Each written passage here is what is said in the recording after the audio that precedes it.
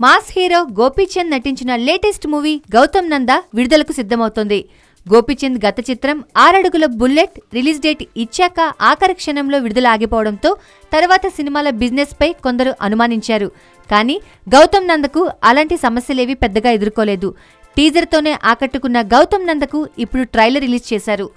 ట్రైలర్లో ఎన్నో ఆకర్షణలు ఉన్నా ప్రధానంగా చెప్పుకోవాల్సింది మాత్రం ప్రొడక్షన్ వాల్యూస్ గురించి.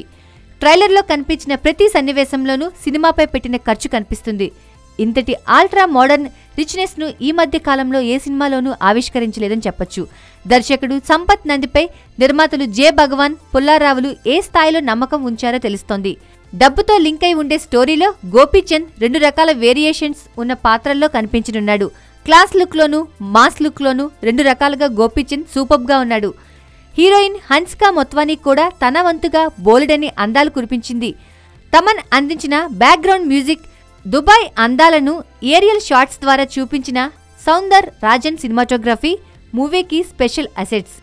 డైలాగ్స్ నుంచి పిక్చరైజేషన్ వరకు సంపత్ నంది మార్క్ మాత్రం స్పష్టంగా కనిపిస్తోందని చెప్పొచ్చు.